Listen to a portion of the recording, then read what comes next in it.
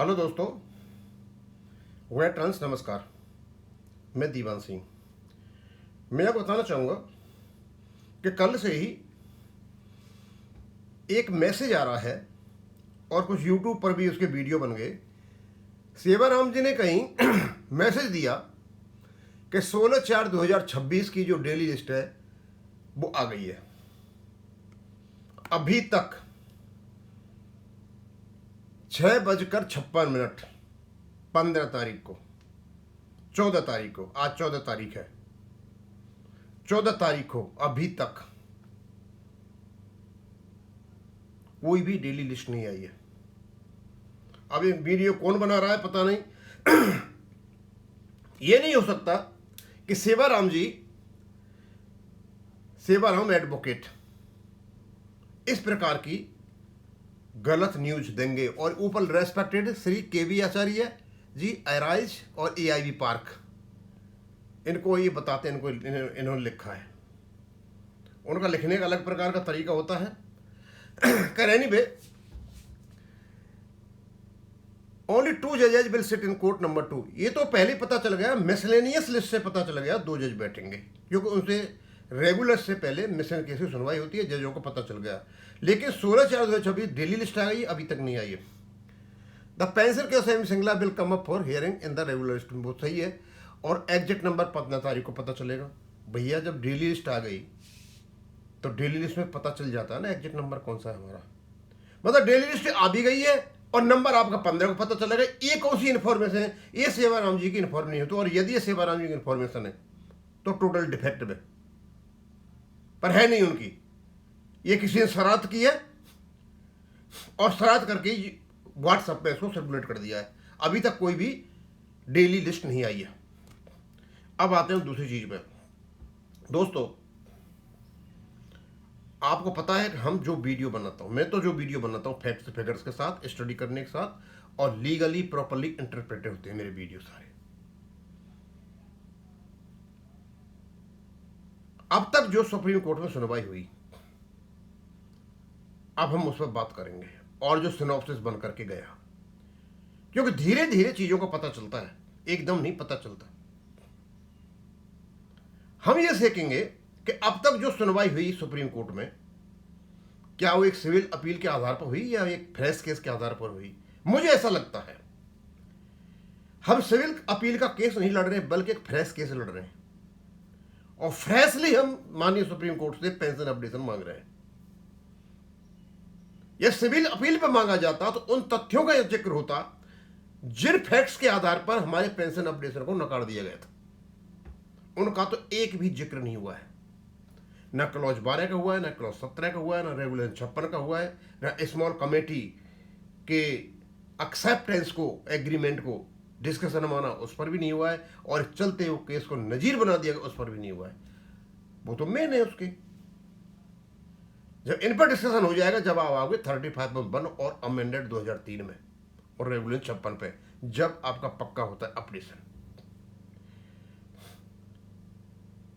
अब मुझे ऐसा लगता है कि वकीलों को प्रॉपरली ब्रीफ नहीं किया गया है, या फिर चंडीगढ़ हाईकोर्ट के फैसले को आज तक हमने पढ़ा ही नहीं प्रॉपरली कि उसमें है क्या।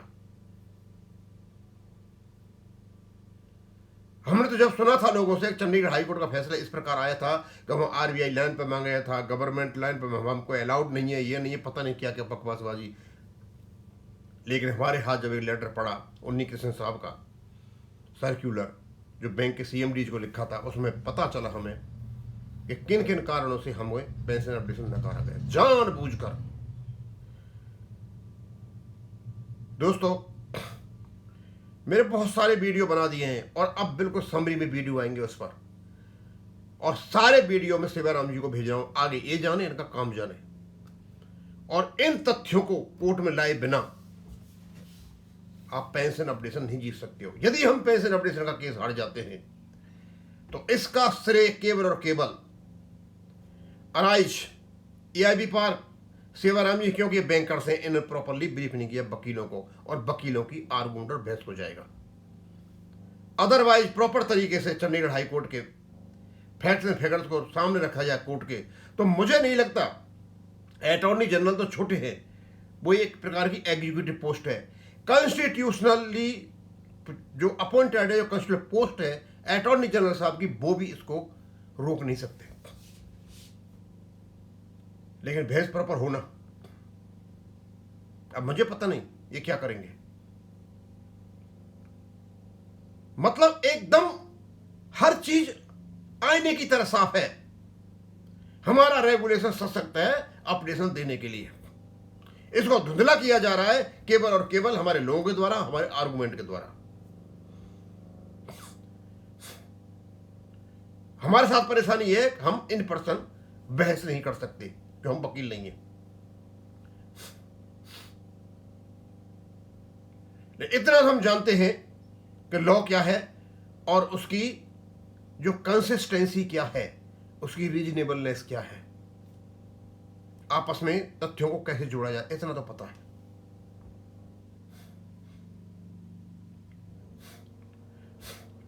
और अब मैं आपको बता दूं, शायद बुरा लगेगा, चंडीगढ़ हाई कोर्ट के फैसले के दर्पण से यदि हम इनके सिनॉप्सिस को देखें तो बहुत कमजोर किस्म का सिनॉप्सिस था, उस अनरिलेटेड, इररेलेवेंट, और वो सिद्ध भी हो गया था 5 तारीख को कि इनका सिनॉप्सिस इररेलेवेंट है। वो तो खैरियत ये थी कि जज साहब ने रेगुलेशन को पकड़ा दिया। रेगुलेशन है हमारा, है रेगुलेशन, सशक्त रेगुलेशन है। बाई चांस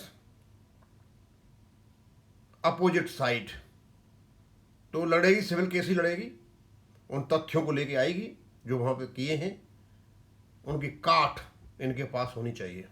यदि काट नहीं है तो मामला खराब हो जाएगा।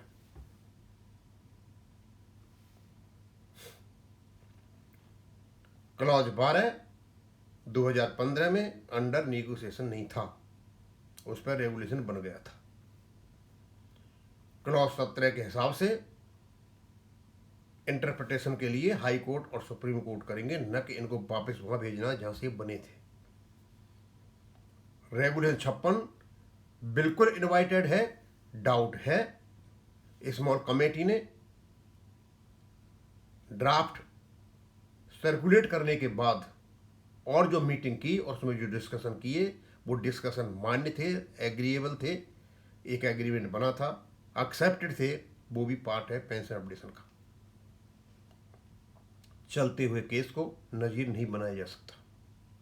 इनमें से एक को भी माननीय कोर्ट में सिद्ध कर दोगे, पेंशन अपडेशन को रोक नहीं सकता। और ये काम है हमारे वकीलों का, और उनको प्रॉपरली ब्रीफ किया जाए, प्रॉपरली इंटीमेट किया जाए, चीज़ों को बताया जाए उनको, सब ये है तो अपने आप कर लेंगे अपनी लैंग्वेज में। वो सब कुछ जानते हैं। अब वो पता है कि जब अमेंडमेंट 2003 की जब बात आई थी तो जनरल क्लॉज के किसी सेक्शन का सहारा लेते हुए मनीष सिंघवी साहब ने उस अमेंडमेंट को पीछे तक जोड़ दिया था। ये कानून की चीजें हैं। आज हम, क्योंकि हमारी कल 15 तारीख को रेगुलर सुनवाई है और हम आशा ये कर रहे हैं कि मिसलेनियस केस की सुनवाई 2 जज करेंगे तो हमारे केस की सुनवाई होगी। 16 को सुनवाई होगी, 14 और 15 दोनों दिन हम ज़्यादा से ज़्यादा वीडियो चंडीगढ़ हाई कोर्ट के निर्णय पर बनाएंगे। हम यहीं खत्म करूँगा। थैंक यू, धन्यवाद।